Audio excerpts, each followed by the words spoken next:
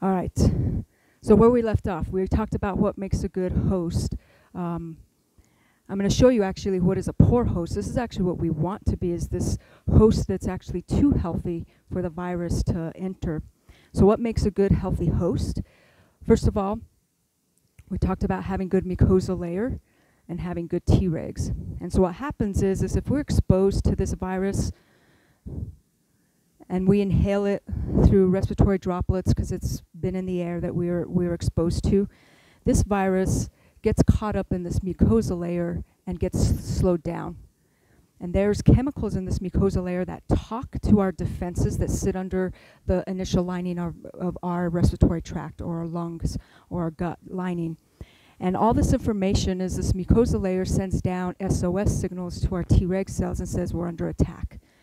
But it's slowing everything down and holding the virus.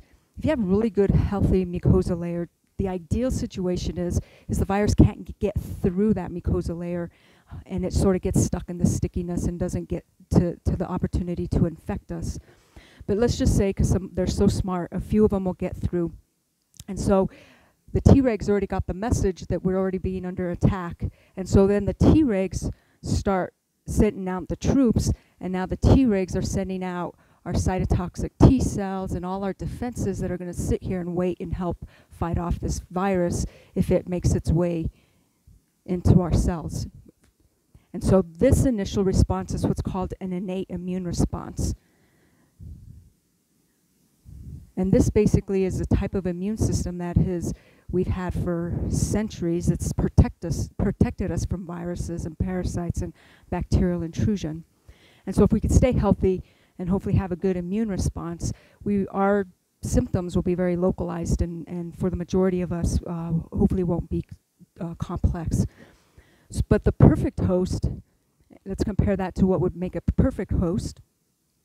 The perfect host has something that they just realized that was part of this infectious complex. So when we have healthy immune responses and everything is balanced from an immune response, our immune system's balanced, we don't have exceptional hyperactive immune responses. If we have immune imbalances, we get hyperactive with our immune responses, but then our body does something to help us out. It makes chemicals and proteins to help repair. And there's one particular protein that it makes to help repair our epithelial linings because it's under a lot of inflammation and imbalance, and that's called an ACE2 receptor. And so ACE2 receptors are actually a good thing. They're there to help this situation of poor immune balance to help maintain some balance. And so if you are a person who has chronic illness, you're a little hypervigilant with your inflammatory responses because you don't have great balance, you tend to have a little bit more of these ACE receptors. It's important to know because it actually is part of the infectious process of this coronavirus. The other part is that you don't have much mucous membrane or mucus layers to protect you, and so you're very exposed. And so this same virus can come into the respiratory passage, either through the nose or the lungs, and there's no mucous membrane there to protect you, to stop and slow it down. So there's no message going down to our immune system, oh, but guess what? We didn't really have a very good Treg response to begin with, Tregs. And so our immune response isn't as great initially. So this virus cruises along, and basically through this protein, its spike protein finds a little place to settle in this receptor. It fits perfectly. And when that little spike protein sits in that receptor, it actually opens the door easily. And then now the virus can get inside without much of a fight. And so that's the problem with this spike protein. That's the specialty about this virus, and how things get so infectious so quickly is that it can actually get past a lot of these things, a lot of these immune systems and our barriers pretty quickly if we're not healthy. Even if we are healthy, a few of them might get through here, but then we don't have a response to attack that virus as it gets into the cell. So that's the problem with this. Well, that's another advantage this virus has over other viruses, is it uses its little spike protein to get into that ACE2 receptor. And so if you have somebody, so the perfect host is somebody who doesn't have a very good mucosa layer, doesn't have very good Tregs, and now has a lot more ACE receptors. And so that's the perfect storm for this virus to take advantage of the most vulnerable in our population, those who are sick, those who are frail, those who are old, those who are immunocompromised. That's how it can cause problems quickly. And so now it's made its way into the cell. We'll go on to the third one. What does it do? It didn't get much of a fight because there wasn't much protection. And now that it's in the cell, it takes over the DNA. And what it does is it's going to start changing our DNA. It hijacks our cells and then starts pushing more inflammatory components. And that's what we call an inflammasome. Let's see what color I want to do that. So what happens is it turns on our DNA for itself. It's our own DNA, and makes what's called an inflammasome. Inflammasome is just a word that incorporates all those inflammatory markers. So what it's doing basically is it's just now revving up our own immune response. So it's our own immune response, which typically is a good thing to have, but now it's actually revving it up in excess. And so here you have a person who I already said already is hyperactive, and now this virus goes in and makes it super hyperactive. And so what does that mean? An example, especially in this particular situation, is that it goes into the lung,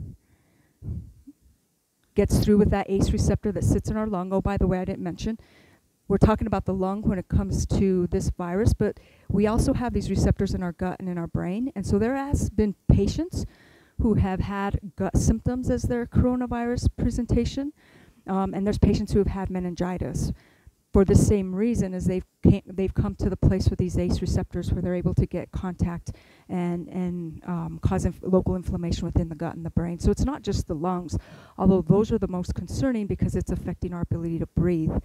And so let's go to that example of the lung. Here it is taking over our DNA, turning on our DNA to turn on tons and tons of inflammation. So inflammation, to simplify it, whenever we have inflammation on a wound, sometimes we see that there's a lot of pus formation, a lot of edema or swelling. And so that comes along with inflammation. And so it's doing the same thing in the liver, but it's doing it 100 times more. And so when you push a lot of inflammation in the liver, you get edema or fluid from, it's sort of like pus in our lung. And then all of a sudden, the other part about that is now you can't make surfactant, which we need in our lung to open up our lungs. And so all of these are just setting up a bad situation where your lungs are getting filled with fluid, you can't open them up when you take a deep breath, and now you need a ventilator to breathe. And that is the concern about this whole situation. A virus that has an easy way to get to the lung, has easy access to most vulnerable, and will take over our own immune system and set us up in a situation that you will need to be ventilated for if it got so bad. And so that is the concern and the reason why it is a big deal that we slow this down. There's not enough ventilators right now to take care of the amount of patients that they expect to have this particular situation. And so I'm the type of person, remember I said I like to know why. This is why. This is why it's such a big deal. This is why things are happening. But now that you know why, my goal is if we can make a difference now, what should we be able to do, or what should we do? So first of all, there's no evidence that anything works against coronavirus. So there's no evidence-based data to say that particular supplements work or particular lifestyle changes work. But in a crisis that we're in, we just try and use all the data that we know about other coronaviruses, SARS viruses, other viruses, our knowledge that we know about ACE receptors, our knowledge that we know about how our immune system works. If we can use that, maybe we could put together some plan to help prevent this virus and help prevent an immune attack on our bodies, or actually have our immune system overtaken by this virus. And so if we think about it, the first rule with this knowledge is try and put it into action. And so the first thing I would say that we should probably work on is not be a good host. be a poor host. And what that means is we need good mucus and good immune responses. And so what I would say, at least now's the time in your life to get on that health bandwagon, because that's the only way we're going to really rebuild this mucosa lining that's protective, is if we get back on a healthy lifestyle and decrease the sugar. And so I usually tell my patients, you got to decrease the sugar and increase your fiber.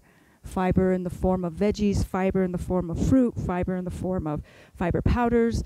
Get a lot of fiber so that you can help build up that mucus layer, which is a complex layer that I don't want to go into now, but simple things. Less sugar, more fiber. The second thing is if you already are one of those folks that has the risk of having ACE receptors because you have chronic disease, you have chronic inflammation, then the point about what we can do about that is start focusing on an anti-inflammatory lifestyle. What does that mean? Well, first of all, it means the diet that I talked about. Less artificial, less processed, more whole foods. Those are anti-inflammatory. And then secondly, stress.